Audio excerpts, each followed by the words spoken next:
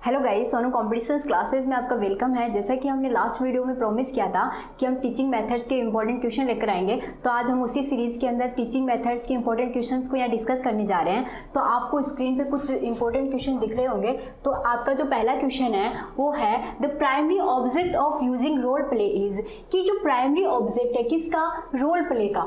जो play role है, जो बच्चों को रोल प्ले करके जो सिखाया जाता है, इसका प्राइमरी ऑब्जेक्ट क्या है, मुख्य उद्देश्य क्या है। तो पहला है टू एवल्यूट लिसनिंग स्किल, क्या बच्चे की जो श्रवण शक्ति होती है उसको एवल्यूट करना होता है। टू प्रोमोट टीम स्पिरिट, कि उनका अंतःकरण शुद्ध करना होता है। टू डेवलप एक्टिंग टैलेंट, क्या उनके अंदर जो टैलेंट है, जो एक्टिंग का टैलेंट है उसको क्रिएट करना होता है। या टू इम्प्रूव कम्युनिकेटिव कॉम्पिटेंस, तो हमारा उत्तर क्या होगा, डी।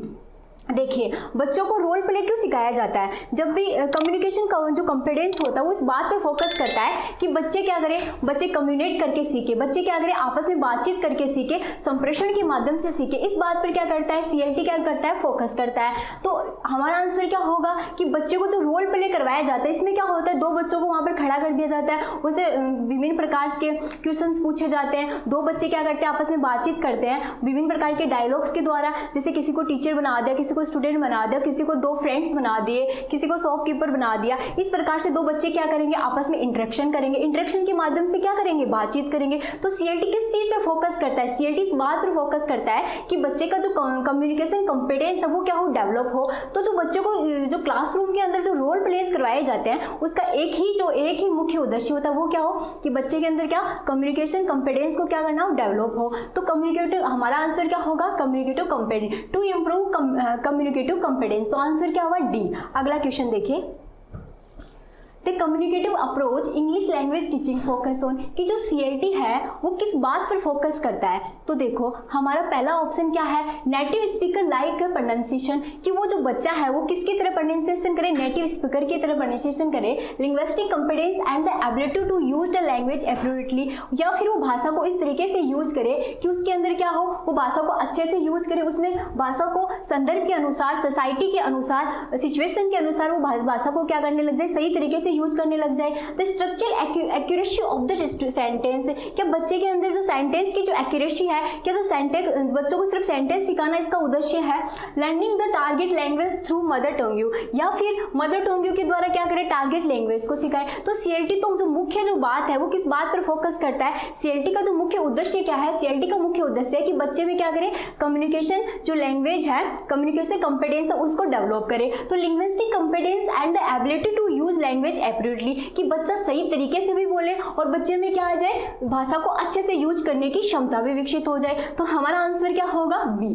देखिए next question, the major objective of teaching English primary level, कि जो टीचिंग इंग्लिश है उसके अंदर मेजर प्राइमरी लेवल है, जो 1 से लेकर 5 तक का जो लेवल है, वहां पर बच्चों को टीचिंग ऑब्जेक्ट जो टीचिंग लैंग्वेज है उसको सिखाने का क्या उद्देश्य है। To enable student speak language in British accent, कि बच्चे को क्या करे, बच्चे को इस तरीके से लैंग्वेज को सिखाया जाए कि वो क्या करे, ब्रिटिश लोगों की तरह ब्रिटिश लहजे में क्या करने लगे, लैंग्वेज को बोलने लग जाए। To help student score good marks, या बच्चे क्या करे, अच्छे नंबर लाने के लिए बच्चों को टीचिंग मेथड सिखाया जाता है, या फिर ये उद्देश्य होता है। To provide them the knowledge of grammar, क्या बच्चों को ग्रामर का नॉलेज देने के लिए ये इसका उद्देश्य होता है। To enable them to use English in different situation से, या फिर इसलिए कि बच्चा क्या कर सके, अलग अलग सिचुएशन में क्या कर सके, इंग्लिश को यूज कर सके। तो जो मेन ऑब्जेक्ट होता है 1 से लेकर जो 5 है, 1 से लेकर जो 5 क्लास है, वहां पर जो टीचिंग जो इंग्लिश टीचिंग सिखाई जाती है उसका मुख्य उद्देश्य क्या है, मुख्य उद्देश्य ये है कि बच्चा क्या करे, जो सोसाइटी है, सिचुएशंस है, अलग अलग सिचुएशन में इंग्लिश को क्या करना,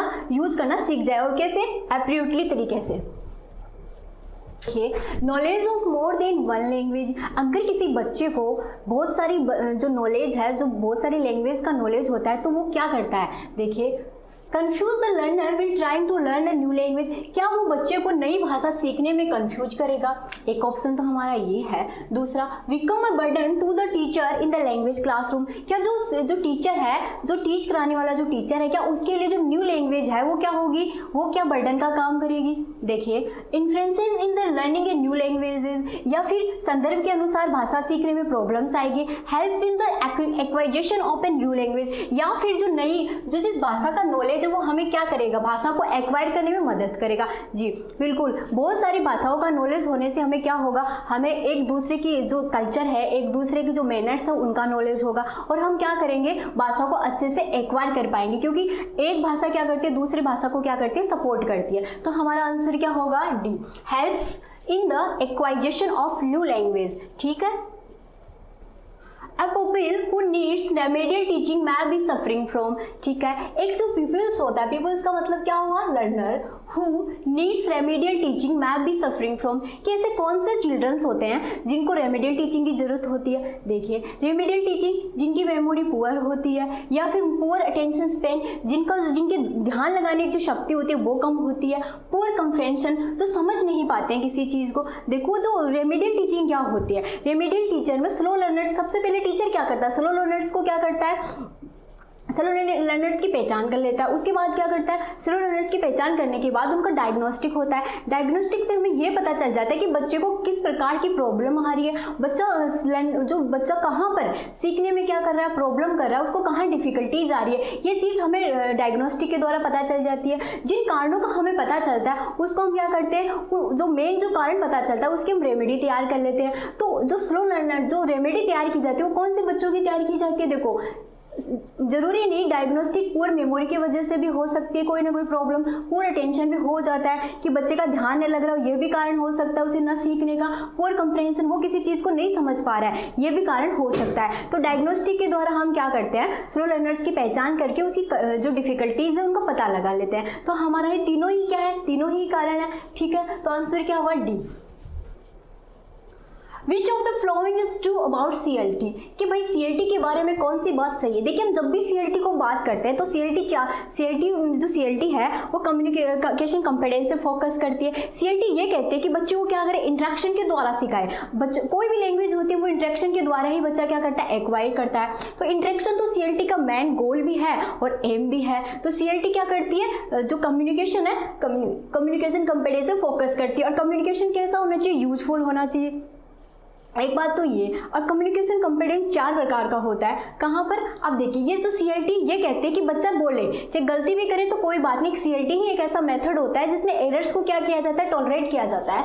तो देखिए, CLT emphasis on learning to communicate through interaction in the target language. तो CLT किस चीज़ पर जोर देते हैं, इंटरेक्शन के द्वारा। भाई CLT का तो मेन गोल ही क्या है, इंटरेक्शन है। बच्चा किससे सीखे, इंटरेक्शन से सीखे, बच्चा अंतःक्रिया करके सीखे, बोले रोल प्ले के माध्यम से सीखे, बच्चा बातचीत करके सीखे। वो गलत बोले कोई बात नहीं, टीचर वो टॉलरेट करे, लेकिन बच्चे को क्या आना चाहिए, बोलना आना चाहिए। तो यही बात है, वो interaction in the target language, कि बच्चा जो लैंग्वेज सीख रहा है उसमें क्या करे, इंटरेक्ट करना सीखे। CLT is characterised as a teaching method with a clearly defined as a classroom practice, कि CLT का सिर्फ यही है कि वो क्लासरूम में जो भी है उसको प्रैक्टिस करवा दी। क्या इस बात पे जोर देता है, the mastery of structure is more important than effective communication, कि जो CLT है क्या वो इस बात पे जोर देता है कि जो सेंटेंस है वो इंपॉर्टेंट होते हैं। CLT जो कम्युनिकेशन के अलावा इस बात पे तो जोर नहीं देता है। तो इसमें से उत्तर क्या हुआ, देखो, CLT emphasis on learning to communicate through interaction the target language, कि बच्चा किससे सीखे, जो CLT है CLT इस बात पर जोर देता है कि बच्चा जो भी सीखे इंटरेक्शन के माध्यम से सीखे, बच्चा बातचीत करके सीखे।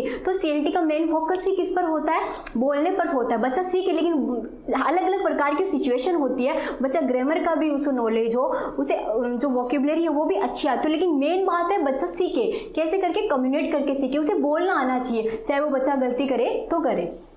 CLT is characterized as a teaching method, clearly defines इस क्लासरूम की, जो भी है क्लासरूम में क्लियर हो जाए, लेकिन उसको बोलना आए ना, इस बात से कोई फर्क नहीं पड़ता। The master structure more important, कि वह जो स्ट्रक्चर है, जो सेंटेंस है, वो इंपॉर्टेंट इस बात पर जोर देता है कि बच्चे को सेंटेंस आना चाहिए, बच्चे को सेंटेंस का स्ट्रक्चर, इसका नॉलेज आना चाहिए। तो CLT तो फोकस किस पर करता है, बोलने पर फोकस करता है, इंटरेक्शन पर फोकस करता है। और इंटरेक्शन कैसा होना चाहिए, मीनिंगफुल होना चाहिए। तो हमारा आंसर क्या होगा, ए।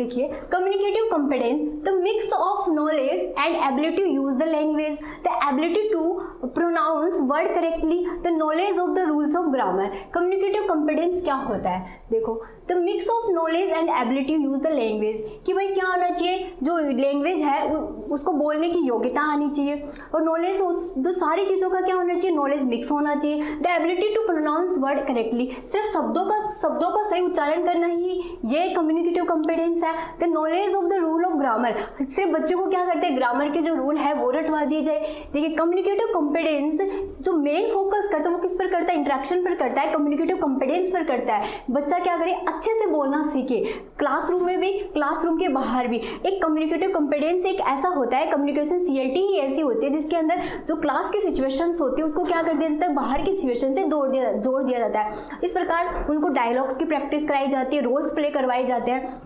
तो हमारा आंसर क्या होगा, ए, कि बच्चों को क्या होना चाहिए, मिक्स में नॉलेज होना चाहिए, ग्रामर हो, वोकेबलरी हो, इस प्रकार का नॉलेज उसे क्या हो, और जब भी बच्चा बोलते बोलते रुके तो उसे ब्रेकडाउन जैसी सिचुएशन के अंदर वो उस चीज़ को हैंडल करना भी आना चाहिए। तो ये कम्युनिकेटिव कॉम्पिटेंस इस बात पर जोर देता है। सीएलटी किस पर जोर देती है, कम्युनिकेटिव कॉम्पिटेंस पर जोर देती है। तो हमारा आंसर क्या होगा, ए।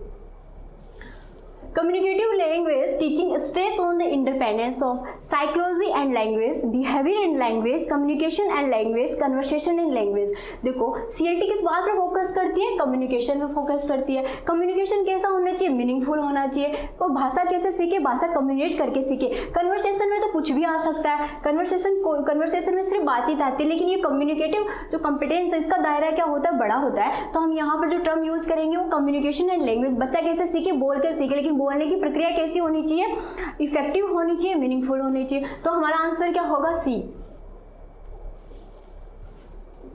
One of the purpose of evaluation learner, कि वो जो इवैल्यूएशन होता है, जो मूल्यांकन होता है, उसका मेन पर्पज क्या होता है, असेसमेंट ऑफ स्कूल मैनेजमेंट, कि स्कूल के मैनेजमेंट का असेसमेंट करना, assessment of the learners attainment, कि जो बच्चा है, जो लर्नर है उसकी उपलब्धियों का अटेनमेंट करना, आइडेंटिफिकेशन ऑफ लैंग्वेज फंक्शन, या जो बच्चा है उसके कार्यों की पहचान करना, प्रिफेरिंग लिस्ट ऑफ लर्नर्स नीड, या बच्चे की कहाँ बच्चे को आवश्यकता हो रही है इस बात पर फोकस करना।